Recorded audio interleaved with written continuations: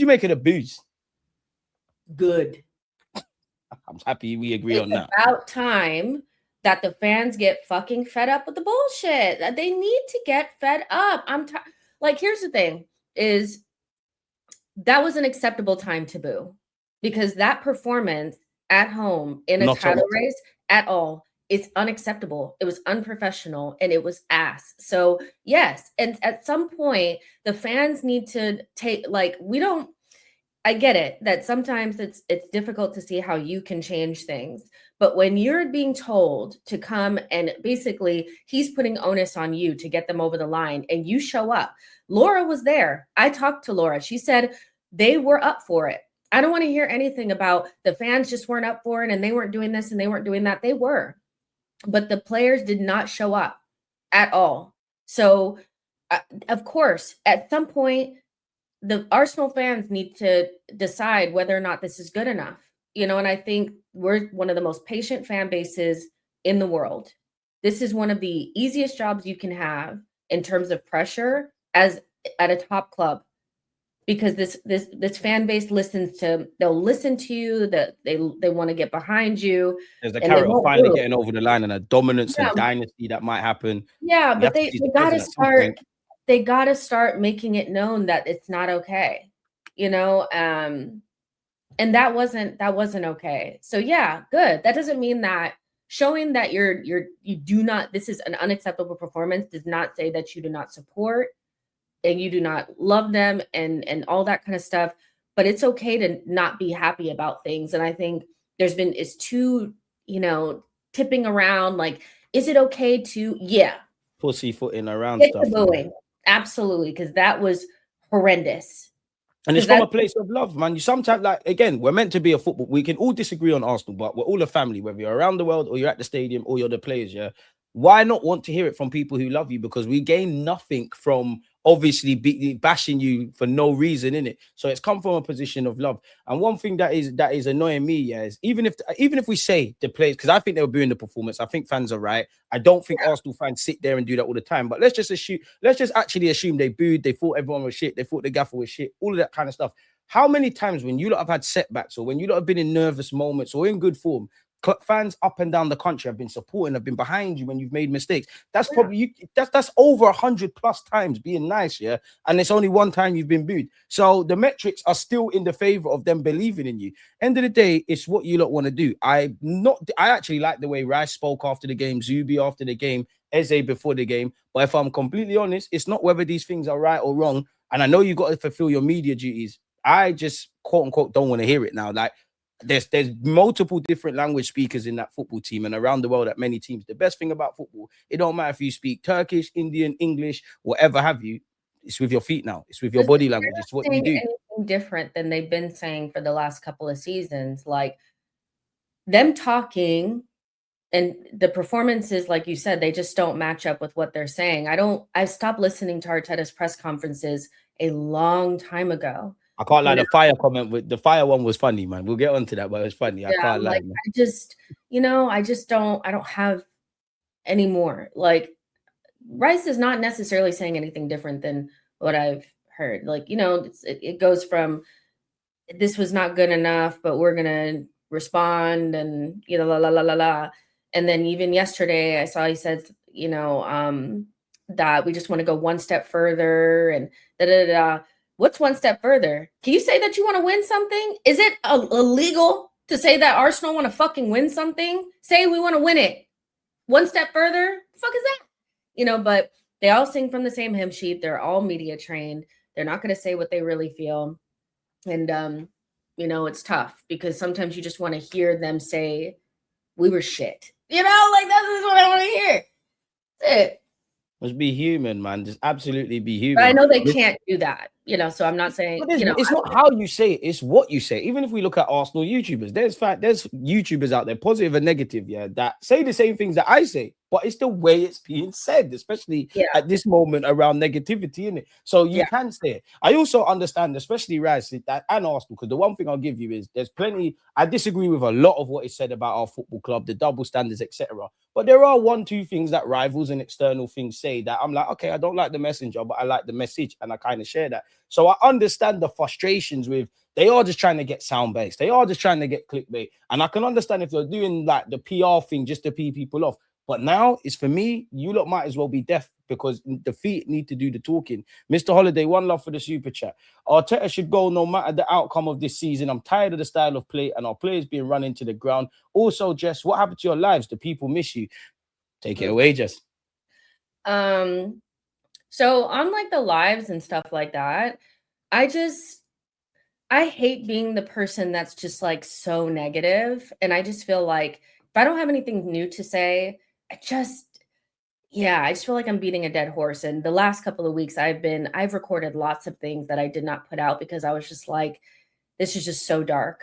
I just release them, because if it was all positive, no one would say you're being too positive. It's too late. Release that. Being so negative right now, like it's just so bad. But Arteta should go no matter the outcome.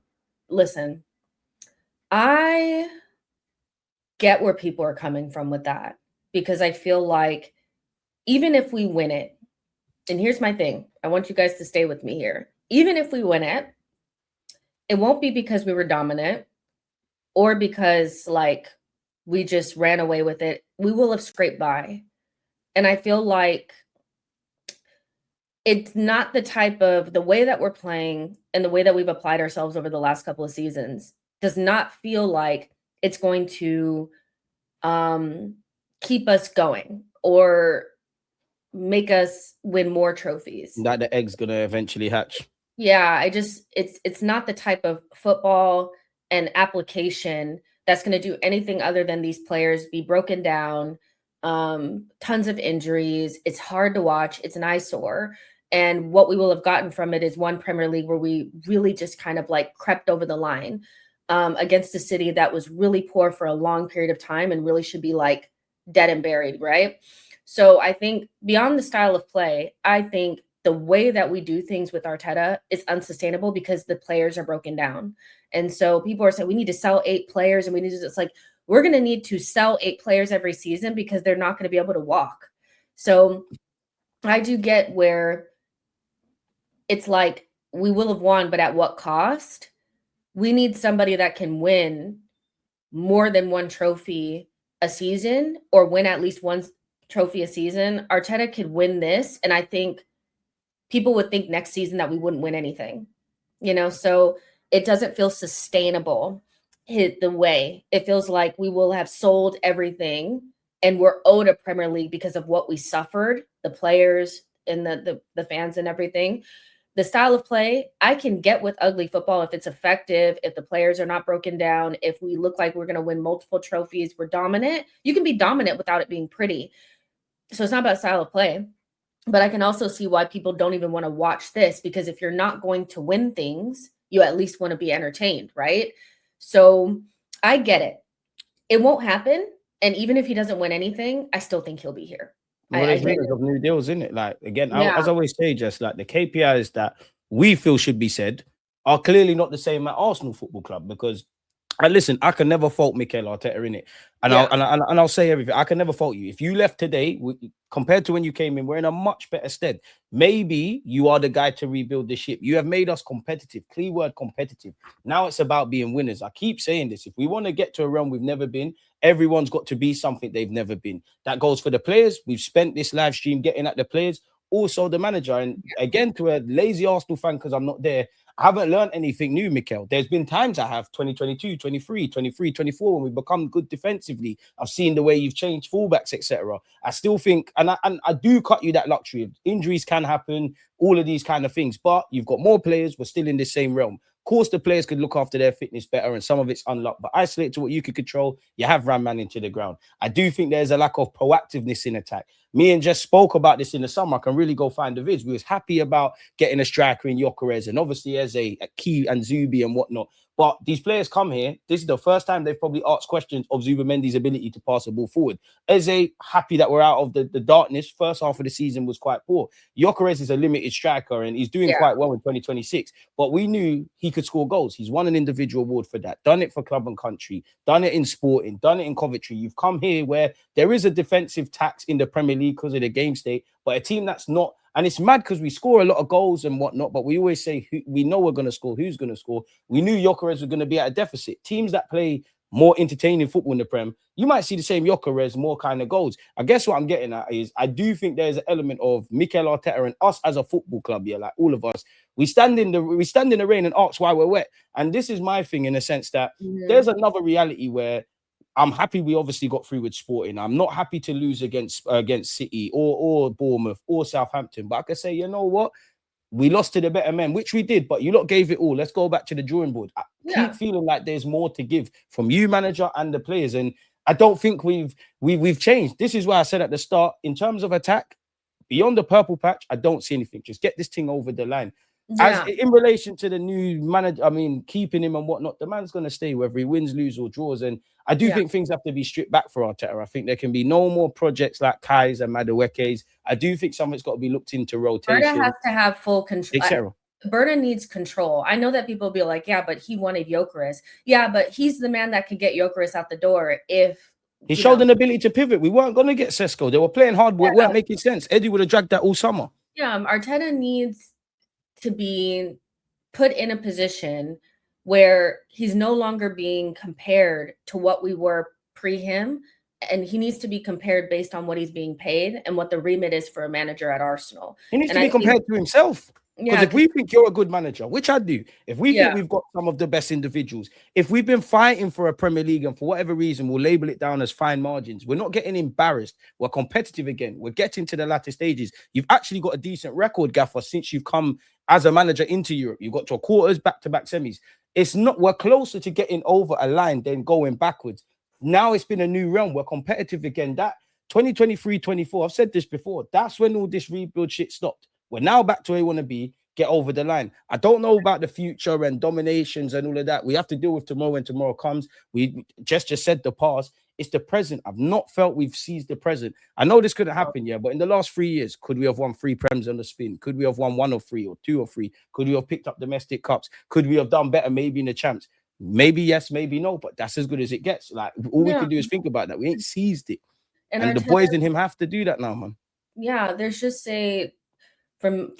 to me, I just feel like there's a real cap on what we can achieve with Arteta playing this way, where it's so heavily based on out of possession. I think because we focus so much on stopping the other team and also running around and pressing and out of possession, like whatever the tactics are, that it's breaking the players down. It's a very physical and demanding way that we play.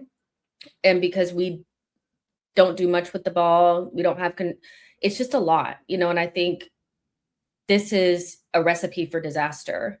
Final third algebra for us. Whether we win the league or not, there's going to be a group of players that we just literally have to move on because they're physically, they can't go anymore. And some of them Jesus and White come to mind, unfortunately, Ben. They should be in their prime and they can barely walk. We spent $100 million on Declan Rice and he's heading towards that too. I'm just looking at him. He should not be shattered going into a final. It's just the way that it's being, our players are being managed, especially in a world where they're playing so many games. I just do not see it for Mikel because he's hard-headed. So Calafiori is another one. I'm seeing him in the comments. There's no pressure to change, man. Yeah, I don't think that Arteta may force his way over the line and get a Premier League, but there's nobody will choose us as the favorites next season. There'll be players that just we won't be able to count on. I can understand why people would want him to go still after the season because they don't believe it's going to be more than just the other teams weren't good and we just kind of got it over the line. And I want sustainability. I feel like we've been sustainable in terms of being competitive and being in. Yeah, that's the rebuttal people would probably say until you just jumped in and obviously stopped them from saying that. That is what they say. Oh, but we're competitive and this happened and that happened. And it's not that it's wrong, but at some point you need to just get this team over the line, bro. I want a sustainable way of play that's going to get us trophies every season. Whether that's and if we don't, it's like all hell broke loose. Like we didn't. But I can I see mean, it. it's a reinventing because you can keep this Yeah. ugly football, but sometimes actually revert to building up from the left back like you did last season, and obviously trying different new things, just spanners in the works. Just we said it before, I think 90% of the way we're there. It's just I banned all of the stuff just as said, yeah, under the 10%, the reinventing the players, this and that, and this is why I kind of have sympathy for the players because I can't criticize your willingness to want to win. Definitely when you get stage fright, definitely your ability, your consistencies, but I do think you want it. But then at the same time, to be fair, Jess, like, how much of a blame is the players? Because I'm not seeing enough players stand up to be counted. As much as there's injuries, this, that, and the third, like, how much is with the players? Because you're the ones out there. Yeah, I think, but that's the thing. It's has Arteta, made a winning environment? Is there a Yeah, but we're missing the actual trophy. We got the dog, we got the olive gardens, we got all of that. what I'm saying. It's beyond the beyond the trophies, the environment that they're in is such that even when they play terribly for weeks, they still start. Even when they haven't scored since December, they still start. Even when, because there's just certain players that are never going to get into this team. So I think there's an element of complacency. And then because it's so heavily based upon the system and Mikel and him yelling on the sideline, they can't even think for themselves. So they're out there and they're like, okay, this didn't go to plan. So now what do we do? They're overcoached, and it's not an environment that implores players to find solutions. And it's all built in Mikel's image. Overcoached, very all bark, no bite when it really comes down to it. And he's leading from the sideline. They are not under it. Whenever they go telling fans against Bournemouth to calm down. Yeah, whenever they go off script, it's so shocking because the script is always to pass it back, be safe, don't lose if you can't win. Rice against Real Madrid to age your point. Yeah, Rice against Real Madrid, Martinelli against Sporting. All the players, Saliba, Gabriel, pointing for him to pass backward. If he did not do that, that we would not have scored and we would have been under so much pressure. So for me, it's like, yeah, you want the players to do it on their own, but this is not an environment that implores them to do anything on their own because they're overcoached and it's all about, we do the same patterns over and over and over and over and over again. They're like robots and not the good kind, so it's just, I think the environment that has been built is such that Arteta is running everything and there's no autonomy, there's no freedom, there's no self-expression, there's no creativity. It's just, these are the patterns. And if it doesn't work, we're in trouble, but also there's limitations to these players. I think that they can play at least 10% better than what they're playing. And we don't hide their limitations and maximize their strengths. Yeah, we're asking a monkey to swim and a fish to climb a tree and these kind of things. They're much better than what they show right now, but there's still limitations to them because even at their best, they've still fallen short. There's a certain type of player that this club has refused to buy, and it's the exact type of player that probably would not listen to Mikel. What do you mean by that? Meaning the type of player that's going to just go off script. The types of players that go off script. Ryan Cherkis of City. Yeah, the Ryan Cherkis. Yeah, and you have players even like that we've sent out on loan, like Ethan. He's not a player. He's a player that's just off the cuff. You know who else is off the cuff? Miles Lewis-Skelly, and his ass ain't playing either. Matt Salmon, but there's conditions for him to get a look in. Yeah, so I just think ultimately, yes, the players should go on their own, but the environment is one of those where it's not built around them being the main characters. The main character is Mikel. The main character is Mikel. He's on the sideline orchestrating everything. And when his plan doesn't work, they're all like, so what do we do now? If they go off script, it is so random and so shocking because it's just not something that the project is Arteta. It's not about the players. We don't have star players. Done, man. I hate when people use that word. It's done. There's no project no more. We're competitive. It's about winning. I get that, but I'm just saying, like, no, I hear what you're saying. I'm just built around Arteta. And this It's is what from annoys me, yeah, because I wish I was a fly on the wall. And don't get it twisted, I will give Arteta that. I do think there's an element of every manager micro-managing every kind of incident in world football. But then for me, granted, this season ain't the best of examples, right? We've got a great defensive ethos, not just our back five, including Raya, not just Rice in there, but how we press and whatnot. So for me, it's a thing where I know we're not PSG, but I always talk about PSG. They've got the freedom within the framework. They've got the balance. Luis Enrique is doing the most on the sideline. He's a madman. But also he sets up conditions for these players to be free. I'm seeing both their fullbacks on the same side. I'm seeing their midfield pop up in all different angles. I'm seeing their attackers bust their ass to get back defensively and also doing the kind of brilliance thing. And that's where I kind of do think from above Mikel Arteta's head, if there was a bit of and obviously there's pressure on the guy, but if there was a bit of a pressure, you might see a different individual. But there's all ifs, buts, and maybes. And to answer your point, Jen, I don't even mind the fact that Arteta is about control, but unfortunately, yeah, there's an element of football that you can't control. And I know I've spoke about Arteta's kind of being at City in it and things he could learn. Also, look at his playing days. Now, granted, the game's changed, and with the greatest of respect to Everton, you man had to be in dogfight. You man, you know, you might lose to Man United every week, and you play Man United 10 times. The 11th time, you say, "Fuck it, we're on it." Like, let's just define the odds. There's that kind of it. There's that 10% of football being illogical. Nobody saw Rice licking in 2 free kicks. That's why we're all football fans. That's where I need Arteta to obviously harness, and obviously come from La Masia as well. So. this If it gets guy us over has the line, gets us over the line, nothing, innit? But nothing pardon? from his whole ethos is Everton 2.0.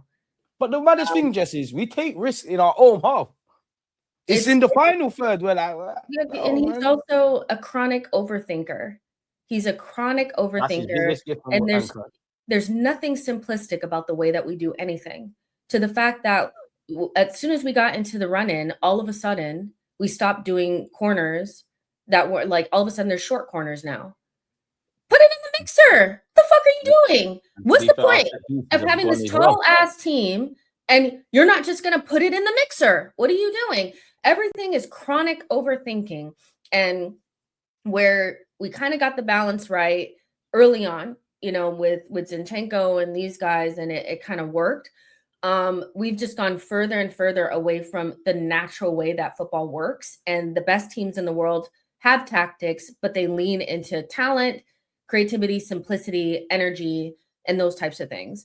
And Arteta it's too much tactics and not enough leaning into your players' talent. And I don't know if that speaks to him not trusting them because he doesn't think that well, if you can't trust them now, then fuck it all, innit?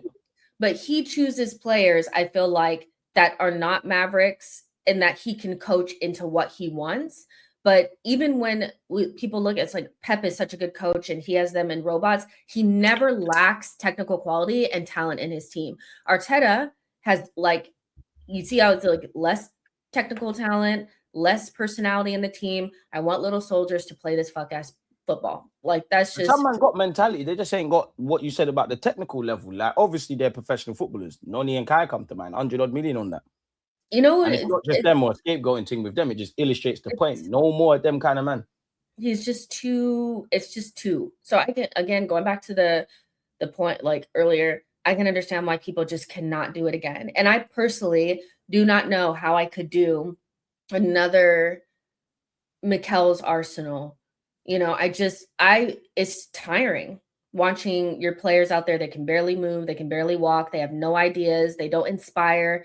And I think James B he articulates this so much better than me, but he talks about how like the football doesn't inspire anything.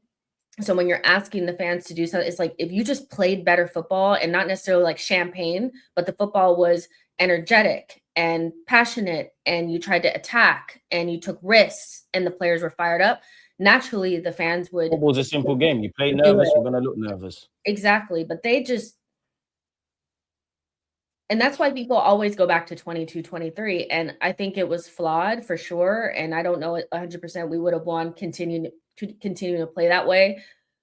But if we were still playing like that, I would give us a better chance of going to City and doing something than what we're doing now. 2022-23 with 23-24 defensively. You merge that together. I know I'm being very simplistic, we're laughing really and truly. We really are laughing. And that's the thing, again, whether it's on the field, off the field, runner games, even when we drop points in the Prem.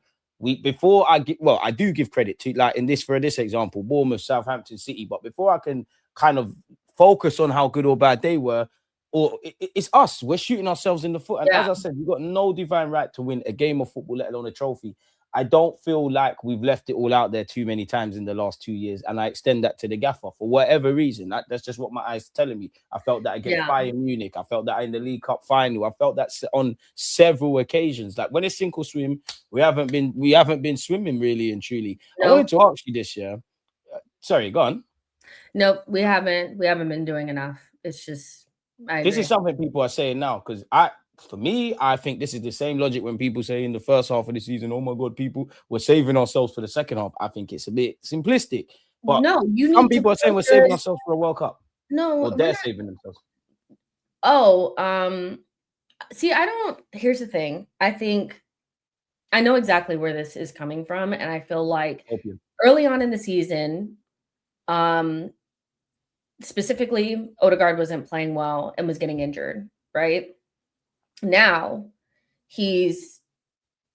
people want him there, but because he's not playing, now they need a reason to be mad at him. I actually do not believe there's any player in this team that would not play if they could not.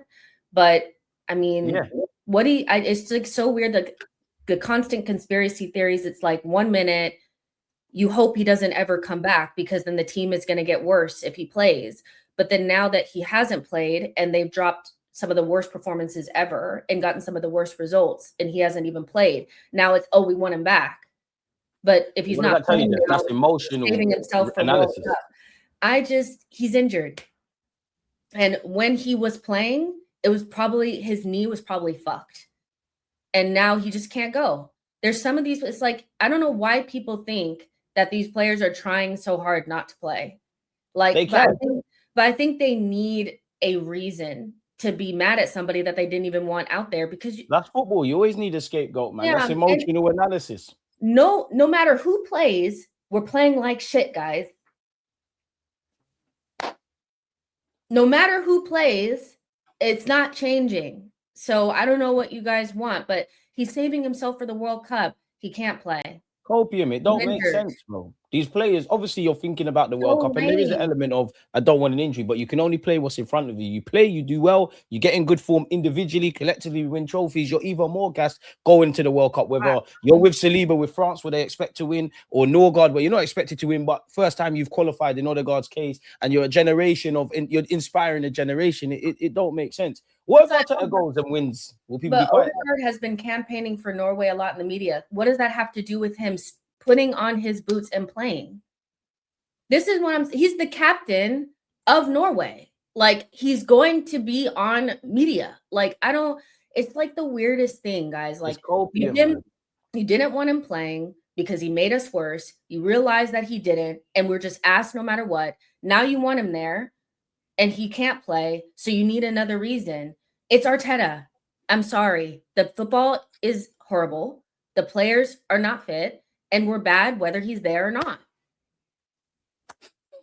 It's always the players that are not involved that are the protagonists, man. Yeah, what if Arteta goes and wins, though, Jess? Like, what if he leaves and he goes wins other trophies because they're other clubs? Like, where would you be with that? Because that is another side of the debate. Okay, here's the thing: is I only care if you do it at Arsenal because I think he will win. But I don't goes and wins somewhere else. I don't care. I don't give a shit. I don't care. You know why? Because Emery was terrible for us and went on to win things other places, and I didn't care because he couldn't do it for us. This job is so hard. It's like it's twofold. For Arteta, it's easy because he doesn't have to win anything and he can stay. But equally, it's the longer a club goes without winning something, the more difficult it becomes because you don't have the winning mentality built in. Every year we don't win, it's going to get bigger and bigger. I've said this before. I think Arteta is a tactical genius. I do think that in the modern day, I do think you're competitive. But the conversation isn't about good players or being competitive. It's about now being a great team. And if I do believe in that stuff, you've got to go and win. Every year that you don't win and this club don't win in the backdrop, there's the Emirates, it's going to get bigger and bigger and bigger and bigger and bigger. And we're going to have these conversations and they're going to get worse until you get that. I don't necessarily subscribe to we win our first and there's dominance and whatnot. I hope that's the case. But there is the logic in you get the first one over the line. We skip a year forward. You might be in techie situations and know, all right, we've actually got the ability to get over the line. Things can happen.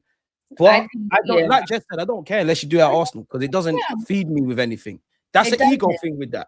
It's an ego thing, Jess. It's, I told you he wouldn't bang. He's left and he's not won anything. I told you Arteta was the guy. We should have continued having him for 20 years. He's gone elsewhere. At some point, you can't keep doing the same things.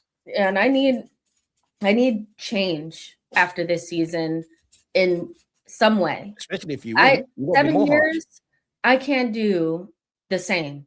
So either he's got to go, something's got to change. I can't do it, So I like Arteta, but I like Arsenal more, and I feel like even these, like the players need a different voice. Like they don't look motivated. If you're 6 games away from winning a Premier League, and you're playing like this, something's got to change. And I don't think it's motivating. I just think you man are shook. Everyone's looking for protagonists when the pressure's on because.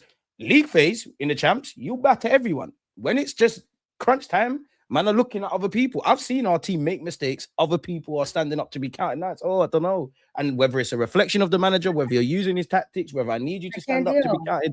This is how legends are made, man. When we won the league at Old Trafford, who went out there in that penultimate game? When we became invincibles, what happened in the others? At any other moment as well, when Chelsea, not that I want to praise Chelsea, when Chelsea won that first Champions League, their season was diabolical. They had Di Matteo. They played the final against Bayern Munich in their backyard. At some point, little boys have to be men. And there's no way around it, including the manager. At some point, you have to do it. At some point, you have to prove people wrong. I can't do this. And also it's probably already done in terms of this group, but I feel like not winning anything with this group is diabolical because let's say the Prem, whatever, you should have won something. This being the first season with your team, in a minute. Yeah, this being your first season with this team, like this team getting to a final and playing terribly, by the way, is ridiculous. You haven't won anything with this team at all. And I just can't. Like something has to be done. And we've been patient. We've seen it through. And I said at the beginning of the season, he's going to get attackers. And if he still can't do anything, then, it just has to be what it is. I want to see these players as broken down as they are with somebody else's energy around them. Because I think he's zapping the life out of them. It's just, he wants to bring a Gordon in. Like, how much more can we suffer? Like, Gordon's a good player, though, man. He's going to be a key part of the World Cup. Bayern Munich won him. I don't care what Bayern Munich wants. It's Bayern Munich have Olise right now and Luis Diaz. He's going to go in and be a backup. Gordon comes in and is our best fucking winger. It's bad. Like, we need better, so it's just dark. But Arteta likes those types of players. He likes players that are kind of like not that good, that he can coach up so he can get the plot. I don't want no more players that start with a sentence of if. And again, I'm not trying to draw out Noni Madueke or Kai, because you two are two of the players I've kind of got less energy for, but anything around Kai is if Arteta can. Noni, if Arteta can. And I'm not saying the players individually don't need to do better. I'm not saying that Arteta can't get anything out of them, but to a degree, if you're 23, 24, 25, at that point, what we see is what we get. If your decision making is not where it needs to be, you like me and Jess always run bats. I love Martinelli, but certain men have to be accepted for what they are in it. If certain things are not in your game now, they're never gonna be there. This is why every signing has to make sense. Everyone wants a left winger. For me, clearly another centre mid. If you're a left winger, bad boy left winger. If you're a centre mid, serious centre mid that can start with either Rice or Zubi, or genuinely either challenge them, or Arteta's got the faith to say, you know what, Rice, have a breather. You might come off the bench. The same with Zubi. Because I don't think Norgard is that man's level, innit? But the Norgard I saw at Brentford, I thought the occasional start in place of either two, we become accustomed to 20 minutes and 30 minutes and whatnot. You don't trust it for whatever reason. You do not trust these players. So you've got every decision you make. When it works, you're done though. When it looks left, There's decisions to ask, Yeah. man. Like, Buy no way around it. players that make us better. Stop buying like players that are serviceable. We have a bunch of players that are kind of Not serviceable going to the clearance section. in perfect conditions, but they can't do anything when things are hard because they don't have it, you know. So unfortunately, it's like the only position that Arteta will buy top players in is defense. But the further up he gets, the more experimental he gets. And I don't know why he thinks that this attack is acceptable. I'm sorry, but I mean, people made a big thing about the Nani, say no to Nani, and that wasn't right. But the Yeah, I sentiment don't was agree with that. true. And big up Noni for that, but it's Yeah, not but levels. the It's not sentiment levelism. was true. Like, you should not be buying Nani Midweki. Every time that we've been in a decent position, we go and buy players that don't make us any better. They make us different. They give us a tool that's a little bit different. Like Nani, he can take on his man, but what's the point if he makes the worst decisions once he gets Or there? runs it out of play. Yeah, and that's not to say that Nani hasn't worked hard and tried. He has, but we need quality in that. The fact that this